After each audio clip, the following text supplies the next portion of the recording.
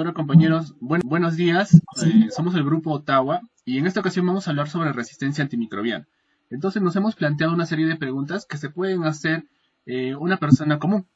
Entonces, empecemos. Bien, compañeros, buenos días. La primera pregunta que nos hicimos es saber qué es la resistencia antimicrobiana. Y una definición objetiva para esto es que es aquella capacidad que presenta la bacteria para que sobreviva en concentraciones del antibiótico que nosotros administremos. Claro que tienen que ser concentraciones de que inhiben o maten a la bacteria, ¿no? Pero se tiene que también recordar que las infecciones siguen siendo hasta el día de hoy una importante causa de mortalidad en la humanidad. Que también las infecciones causadas por las bacterias resistentes se asocian a una mayor mortalidad, morbilidad y al coste del fármaco que también nosotros estamos administrando. Esta resistencia antimicrobiana va a tener un impacto mundial porque hoy en día se ve que ya no se están respetando las fronteras geográficas y que se están observándose en los diferentes ámbitos. Y otro porque también la diseminación de la resistencia antimicrobiana se puede dar a través de los alimentos, agua, animales y o personas, esto a través de los viajes y comercio internacional. La segunda pregunta que nos hicimos es saber cuál es el mecanismo de resistencia a los antibióticos. Entonces, son dos mecanismos los que se proponen. Uno, la natural o intrínseca, y dos, la adquirida o extrínseca. En la natural o intrínseca, lo que se evidencia es que sea estable y que sobre todo se da por una transmisión vertical. Esto se va a dar solo en aquellas bacterias que pertenezcan a una misma especie, y lo que va a permitir tener una ventaja competitiva en relación a otra cepa. En relación al segundo mecanismo, que es la adquirida o extrínseca, se van a dar por dos subtipos. Primero es por las mutaciones en el cromosoma, sean espontáneas, estables y de transmisión vertical, o como el segundo subtipo, que son por intercambio de genes, ya sea por una transferencia horizontal, y que esto se va a dar a través de diferentes procesos, como son la conjugación, la traducción y la transformación. Pero el más importante de esto se va a dar en la conjugación, que es en la vía de los plásmidos, que llega a ser el mecanismo de resistencia más importante y más frecuente que se ha visto hoy en día. Por lo que la bacteria puede adquirir la resistencia sin que haya estado ante el antibiótico que nosotros hayamos administrado. Pero aparte de estos mecanismos, hay otra serie de mecanismos que se presentan, como son las enzimas inactivantes del antibiótico. Esto producido por las beta-lactamasas, que son un tipo de enzimas bastante frecuente. Otro por la impermeabilidad de la membrana que se puede ver, la alteración de las porinas o polisacárido, el eflujo o bombas de expulsión, la modificación del sitio blanco del fármaco, las vías metabólicas alternativas y la protección citoplasmática del sitio blanco. Entonces, se tiene que recordar y saber que solo las bacterias se adaptan a las condiciones en las que ellas se puedan encontrar. Y esto va a ser favorecido por el uso exagerado de los antibióticos, ya sea en el ámbito clínico o fuera de este. Y también porque la falta de disponibilidad de antibióticos en poblaciones de escasos recursos se asocia. Otro porque las barreras de acceso a los servicios de salud están aumentando y porque se ve cada vez más la venta libre de medicamentos en las farmacias. Bien, ahora la otra pregunta que nos hemos planteado como grupo es ¿cuál es la causa de la resistencia antimicrobiana? Bien, como sabemos, las causas van a ser varias. También, ya como lo indicó próximamente el compañero, la introducción de los antibióticos en la práctica clínica ha supuesto una de las intervenciones más importantes para hacer que se pueda dar el control de las enfermedades infecciosas. También, como sabemos, los antibióticos han salvado millones de vidas y además han supuesto una revolución en la medicina. Pero, sin embargo, hay una amenaza que está deteriorando lo que es la eficacia de estos fármacos y por lo consiguiente se da lo que es la resistencia antimicrobiana, ¿no?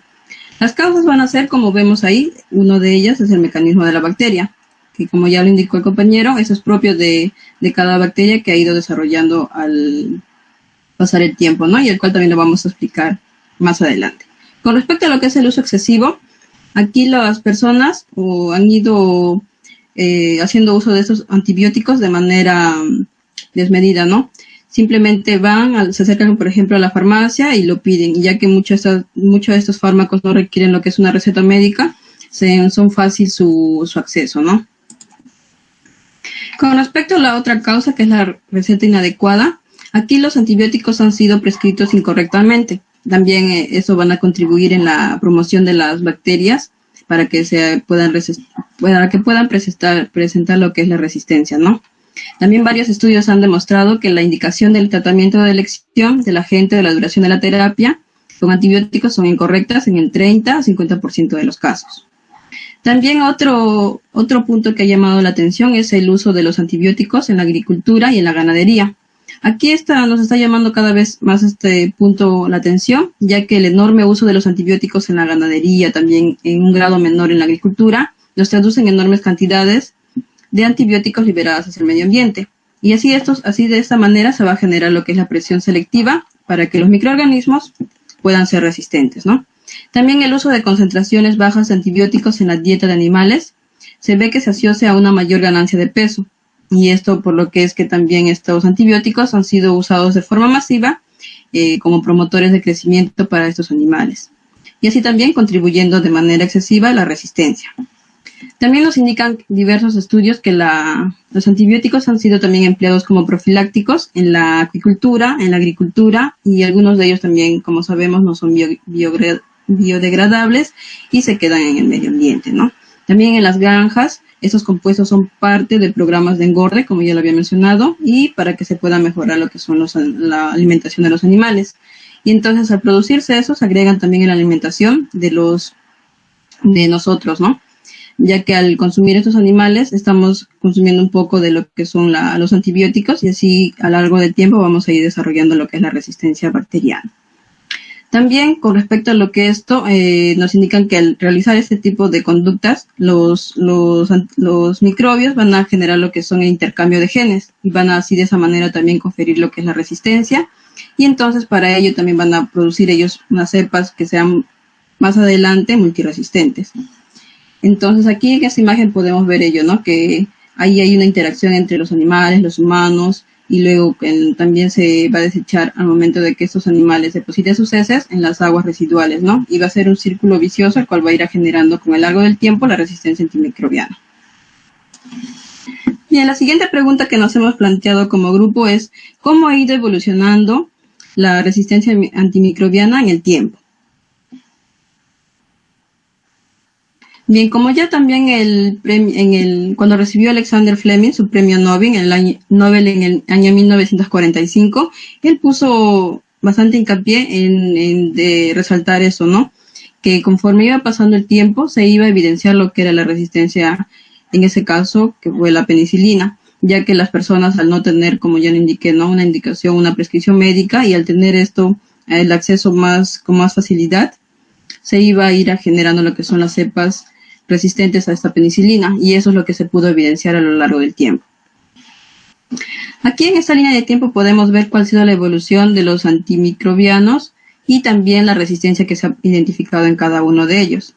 Podemos ver que en el año 1940 se produjo la resistencia del estafilococo a la penicilina y en el año 1943 de manera ya, como se puede decir, en farmacéuticamente se produjo lo que era la penicilina. En el año 1950 apareció lo que es la tetraciclina, en 1953 estromicina y en el año 1959 se produjo lo que es la resistencia de la Shigella a la tetraciclina. En 1960 pudimos ver que apareció la meticilina y en 1962 se produjo la aparición de la resistencia del estafilococo a esta meticilina. En el año 1965 se produjo la resistencia del neumococo a la penicilina y en el año 1967 se produjo la gentamicina. En el año 1968 se pudo evidenciar que apareció la resistencia del estafilococo a la streptomicina. En 1972 se creó la vancomicina. En 1979 se produjo la resistencia del enterococo a la gentamicina. En 1985 se produjo lo que es el antibiótico imipenem y la ceftazidima. En 1987 se produjo la resistencia de las enterobacterias a la ceftazidima. En 1988 también se pudo ver que el enterococo hizo una resistencia a la vancomicina. En 1996 se produjeron dos hechos, ¿no? La resistencia del neumococo a la levofloxacina y también se dio lo que es la aparición del levofloxacina. En 1998 se produjo lo que era la resistencia de enterobacterias al imipenem y en el 2000 se pudo evidenciar que ya había bacterias XDR que eran resistentes al linezolid. En el 2001 se vio también que ya el estafilococo hacía resistencia al linezolid En el 2002 también ese estafilococo hizo resistencia a la vancomicina. En el 2003 apareció la doptomicina. En el 2004-2005 se produjo la resistencia de la Cinetobacter y de las pseudomonas. En el año 2009 se pudo evidenciar que también se pudo aparecer lo que era la resistencia de la Neisseria gonorrhoeae y las enterobacterias a la ceftriaxona. Y en el 2010 se produjo el fármaco de la ceftotorrina. Y en el 2011 se dio lo que es la resistencia del estafilococo a la ceftotorrina. Bien, como hemos visto, a lo largo del tiempo ha ido apareciendo lo que son las resistencias antimicrobianas. Entonces, ante este hecho, la OMS mostró bastante preocupación, ¿no? Y por lo cual decidió hacer una lista de prioridades para que los estados puedan tener políticas de prevención y para que se pueda dar lo que es el manejo adecuado de estos antimicrobianos, ¿no? En el primer orden, podemos ver que aquí hay una serie de bacterias que los priorizan, como hoy tenemos el Acinetobacter, las pseudomonas y las enterobacterias. Como segundo orden de prioridad tenemos ahí los enterococos, los estafilococos, también el Helicobacter pylori, que como sabemos frecuentemente es responsable de bastantes infecciones.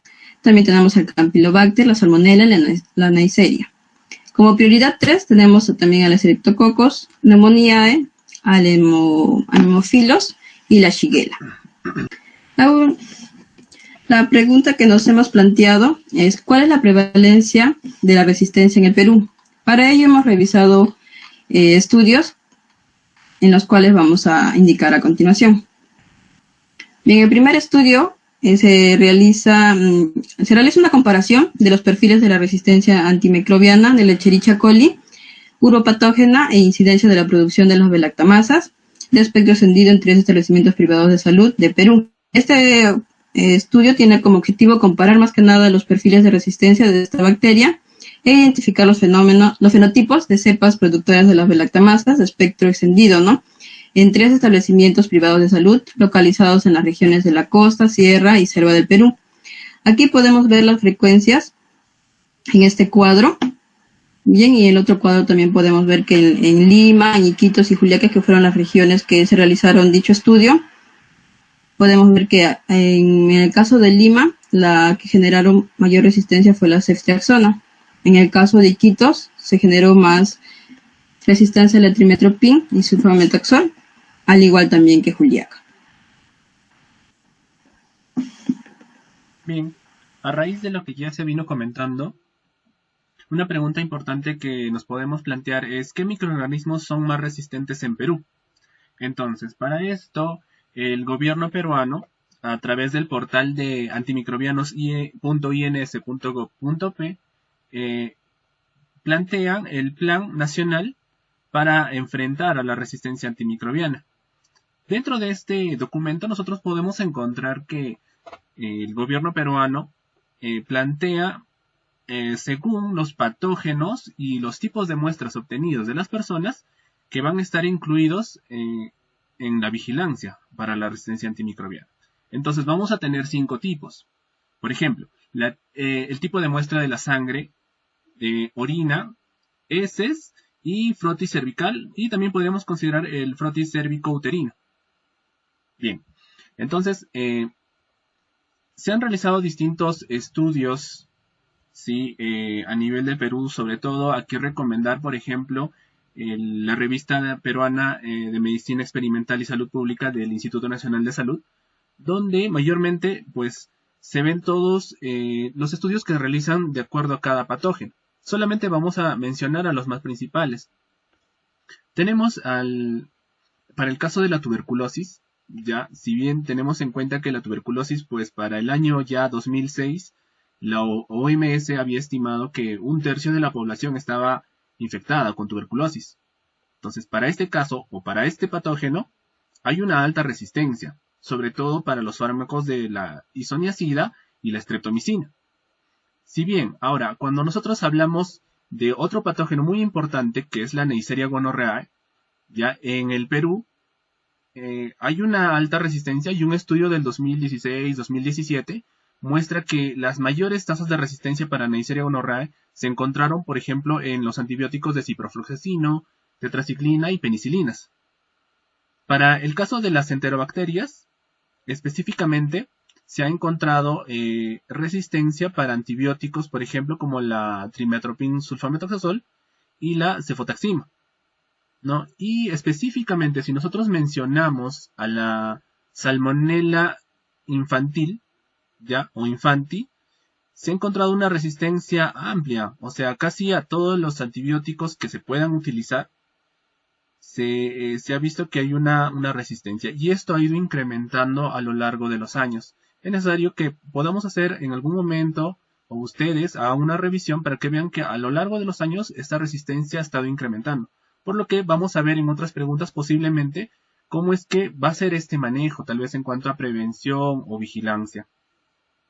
Muy bien, entonces, un resumen muy breve de este informe de la vigilancia de la resistencia antimicrobiana del año 2012 es que, por ejemplo, a nivel de Staphylococcus aureus meticilino resistente, se ha encontrado que hay un promedio de 84% de resistencia.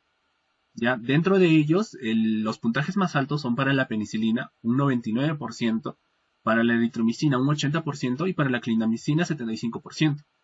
En cuanto a otro patógeno que es la Pseudomonas aeruginosa, más del 30% tiene una resistencia, pero a todos los antibióticos. Entonces este es un problema grave. Cuando hablamos de la Klebsiella pneumoniae, se estima que hay un 50% de resistencia para las cefalosporinas de tercer y cuarto grado. Y en cuanto a la Escherichia coli, se ha estimado una resistencia de 80% para la ampicilina y tanto para el ácido naldidíxico como para el ciprofloxacino, una resistencia mayor al 60%. Doctora, buenos días, colegas, buenos días. Bueno, otra de las preguntas que puede surgir es si algún día nos vamos a quedar sin antimicrobianos, ¿no? Es una pregunta muy importante y debemos comprenderlo. Y bueno, para poder responder a esta pregunta hemos revisado un informe de la Organización Mundial de la Salud que lleva como nombre el desarrollo clínico en agentes antimicrobianos, ¿no?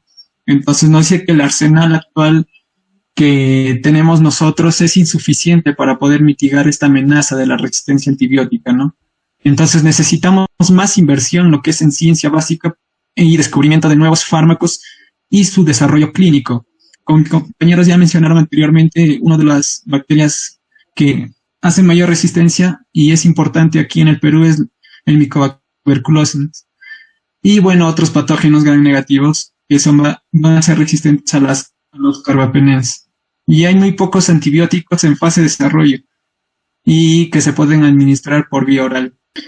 Bien, como pueden observar en este gráfico, tenemos las fases de desarrollo clínico de los antibióticos. Tenemos la fase 1, fase 2 y fase 3. Y podemos observar que es muy pobre el desarrollo de nuevos agentes antibacterianos, ¿no? Y en la fase 3, como se puede observar, que es la fase final para el desarrollo de antibióticos para tuberculosis y Clostridium, es mínimo.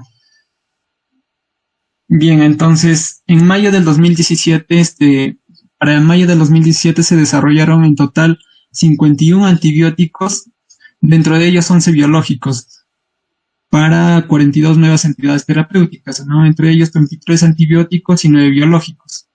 Pero de los cuales, de estos 51 antibióticos, solamente 9 tuvieron con potencial terapéutico, fueron innovadores. ¿Y qué quiere decir que sean innovadores? Para nosotros catalogar a un antibiótico que sea como tratamiento innovador, debe cumplir al menos estos 4 requisitos que están en pantalla. 1, que debe tener ausencia de resistencia cruzada a los antibióticos ya existentes, que deben ser de una nueva clase química, deben tener un nuevo objetivo y un nuevo mecanismo de acción. Entonces, debido a eso hay una grave falta de opciones terapéuticas, como ya les había mencionado, para el Mycobacterium tuberculosis, multiresistente, ultraresistente y también contra otras bacterias gram negativas. Entonces, ¿qué es lo que se espera que salga al mercado? El tiempo de desarrollo promedio debemos reconocer que desde la fase 1 hasta la fase 3 o hasta su aprobación va a ser de aproximadamente 7 años. La línea actual de antibióticos y los productos biológicos podrían llevar alrededor de 10 nuevas aprobaciones durante los próximos 5 años. Entonces, las probabilidades de aprobación que van a tener los futuros antibióticos desde la fase 1 es del 14%. Imaginemos que sean, por ejemplo, 20 antibióticos, el 14% sería de 1 a 2 solamente podrían concluirse, ¿no?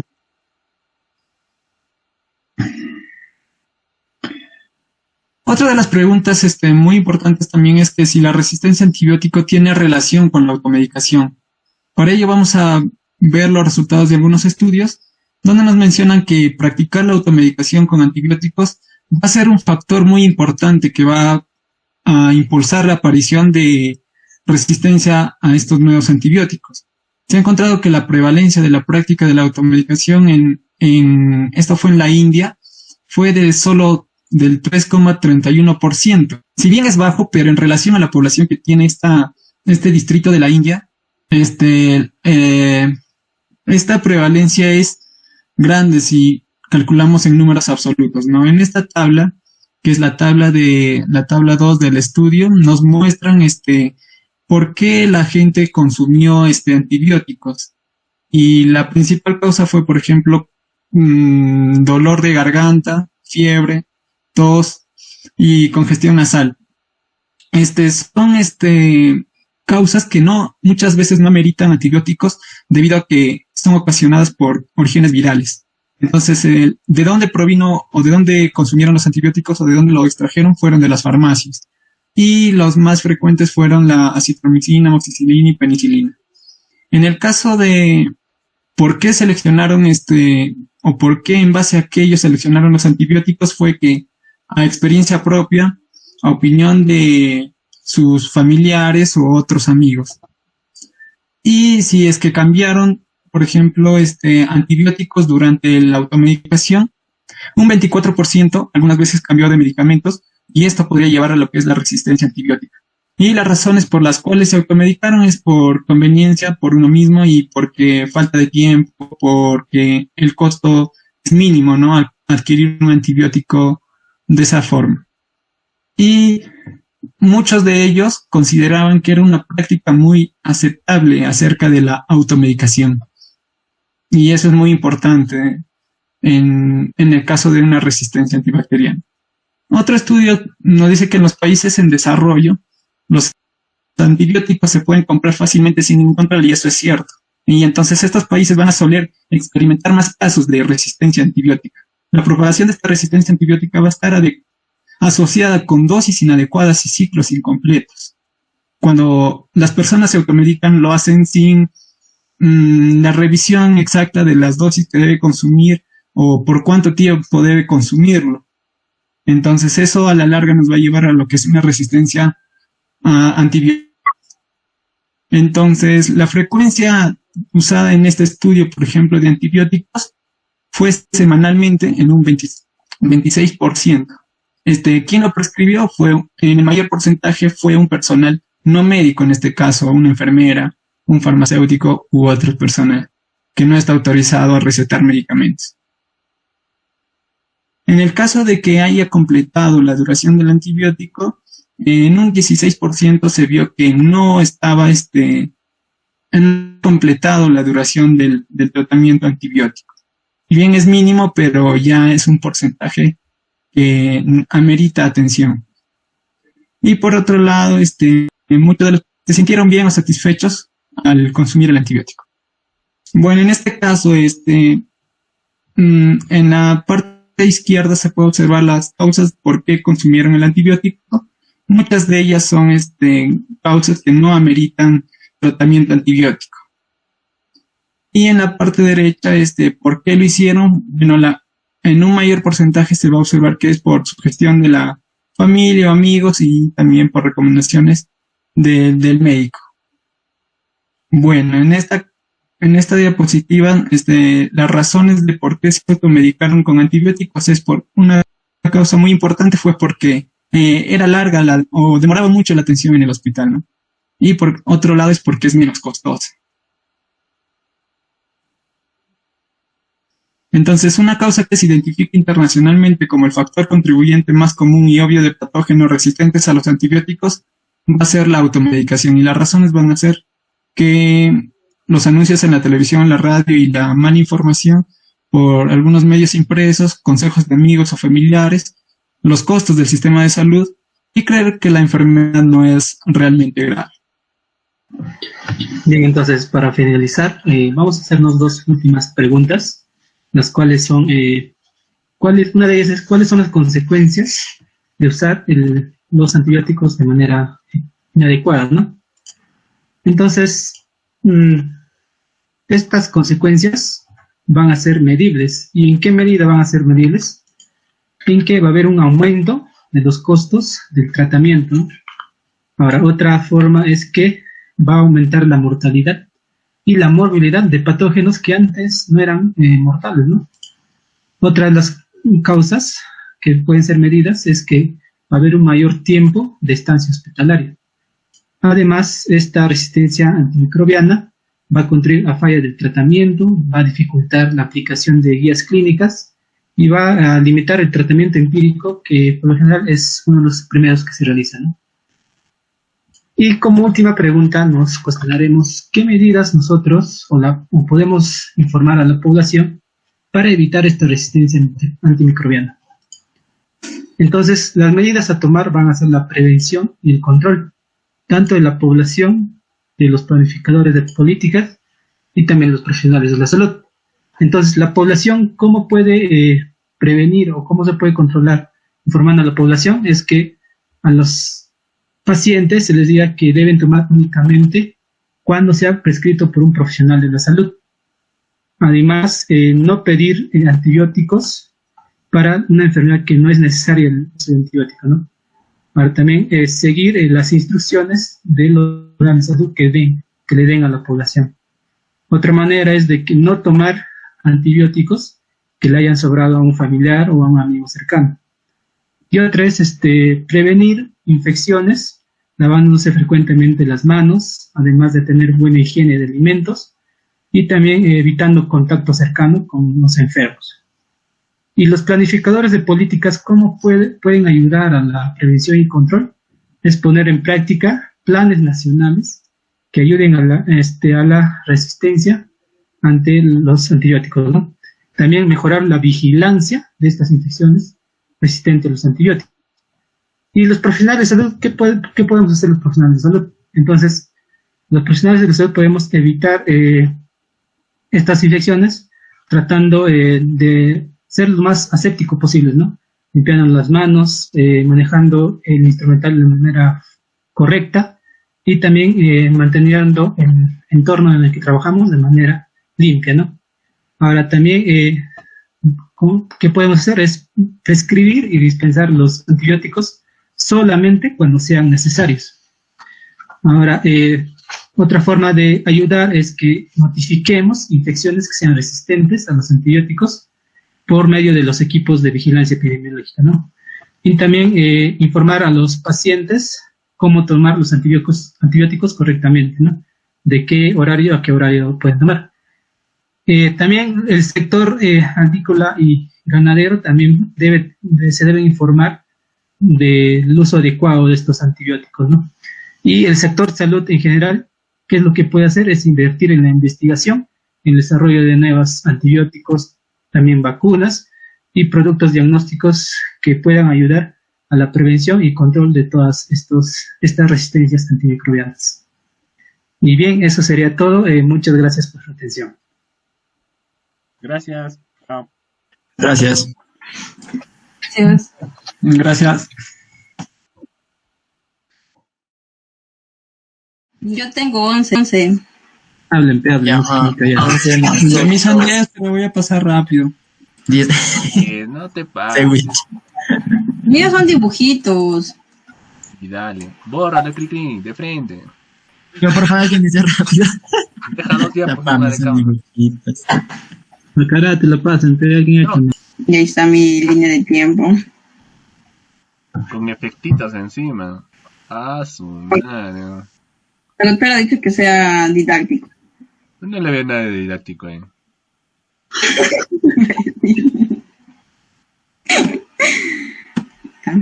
Listo, acabó. Entonces, ¿a qué hora nos encontramos? ¿Las 9? Sin animación, ¿no? No, yo tengo que Eso ser rápido, ya estoy ocupado. Vamos a ver. Son En todo como caso, 50 cada uno animaciones se por día, escribe. pues. ¿Hasta qué hora vamos a ponerle a Pam? A ver.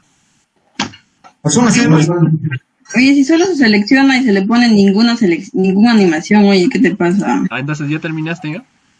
¿Sí? Ya, presente entonces al toque. Ahí está, mira, sin animación. Llorones. y eso, ya, no importa. ¿Qué pasa? Lloró. Ya, está bien. Harta me tienen. Solo me hacen bullying porque soy la única. Ya hay que darle.